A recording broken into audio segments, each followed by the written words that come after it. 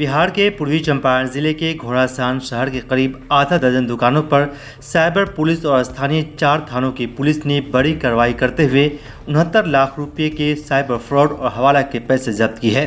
जानकारी के अनुसार साइबर थाने की पुलिस को जानकारी मिली थी कि भारत नेपाल सीमा के सीमावर्ती इलाके में साइबर फ्रॉड का पैसा नेपाल भेजा जा रहा है।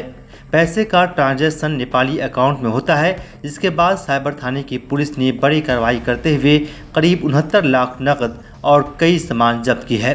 साइबर डीएसपी अभिनव पराशर ने इसकी जानकारी देते हुए बताया कि भारत नेपाल सीमा इलाके में लगातार साइबर फ्रॉड की घटनाओं को अंजाम दिया जा रहा था।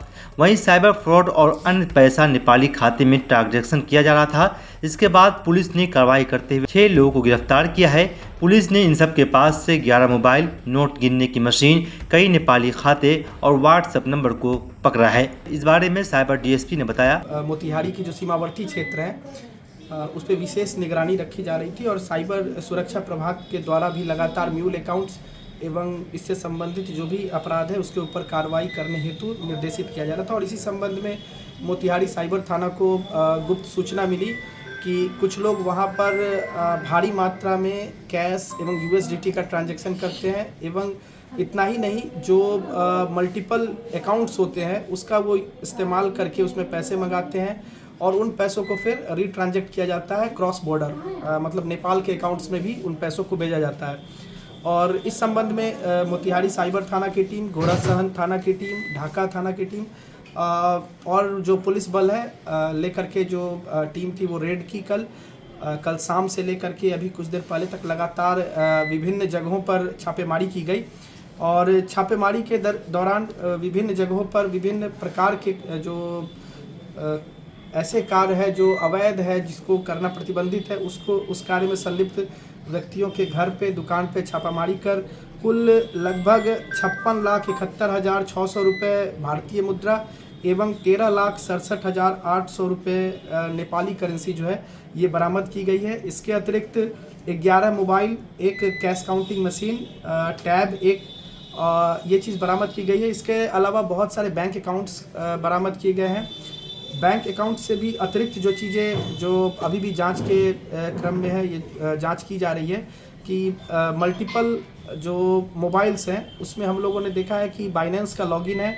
और इस संबंध में जब इन लोगों से पूछताछ की जा रही है, जो भी लोग हैं इसमें जिनके पास ये मोबाइल जब्त हुए हैं, बरामद हुए हैं, तो कोई सही उचित उत्तर नहीं दे रहे हैं। और जब उसका ट्रांजैक्शन चेक किया जा रहा है तो एक बाइनेंस के अकाउंट से लगभग 6 मिलियन यूएसडीटी, जिसका अनुमानित मूल्य जो कि इन्हीं के द्वारा बतलाया गया कैलकुलेट करके, क्योंकि ये लगातार इन चीज़ों में डील कर रहे थे, लगभग 50 करोड़ जिसका वैल्यूएशन होता है 6 मिलियन यूएसडीटी का, जो इनका मुद्रा दर जो है उसके हिसाब से इन लोग के द्वारा बतलाया गया, तो उसका ट्रांजैक्शन डिटेल मिला है।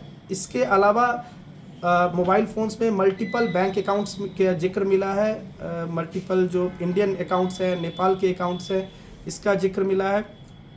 कुछ ऐसे ऐप्स मिले हैं जिस ऐप्स में EKYC एट्सेट्रा करने का जो प्रक्रिया चीज़ें होती हैं, जो उन सब चीज़ों का भी जिक्र मिला है। और विशेष अनुसंधान इनके ऊपर इसके संबंध में किया जा रहा है। 2 विभिन्न चीज़ें हैं। एक है भारतीय नेपाली मुद्रा, जो कि बहुत ही सेंसिटिव इशू है अभी के टाइम में, आप लोग देख रहे होंगे कि विभिन्न जगहों पर इस संबंध में पुलिस कार्रवाई कर रही है। और दूसरा ये जो यूएसडीटी और म्यूल अकाउंट्स का यूज जो है, जो अकाउंट्स बरामद हुए उसमें बहुत जगहों से शिकायत भी दिखा है, जो इनके द्वारा भी बतलाया कि हाँ सर, बहुत सारे अकाउंट जो है वो फ्रीज है। और इन्होंने अपनी गलती स्वीकार की है, जो मुख्य जिनके अकाउंट से यूएसडीटी का डिटेल मिला है और बाकी, और पुलिस अभिरक्षा में लेकर के इनसे पूछताछ की जा रही है। आगे जो भी ये कांड दर्ज करके जो भी विधि सम्मत कार्रवाई है वो की जाएगी। किस तरह से ये लोग ठगी करते हैं, क्या करते थे?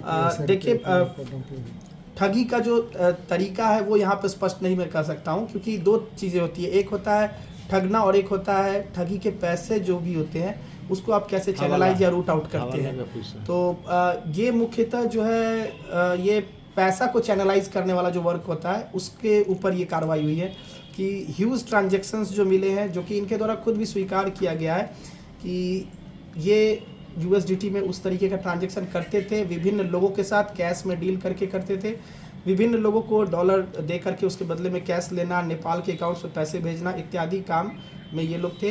और इसमें एक जो बुजुर्ग हैं इनकी भी हम लोगों ने जो स्टेटमेंट ली है, तो इनसे जो पूछताछ किया गया तो इनके द्वारा बतलाया गया कि हाँ, जो भारतीय नेपाली मुद्रा का जो डील होता है वो ये करते थे। और इस संबंध में हम लोगों ने जो एजेंसी है, संबंधित एजेंसी, उससे भी संपर्क किया है। आगे जो भी विधि सम्मत कार्रवाई है वो की जाएगी। एक तरह से हवाला का ही ये लोग काम करते हैं। देखिए, स्पष्ट वो शब्द मैं इस्तेमाल नहीं कर सकता हूँ। बाकी जो ट्रांजैक्शन है या फिर जो नेपाल का जो अकाउंट्स मिला है उससे बहुत हद तक वो स्पष्ट हो रहा है।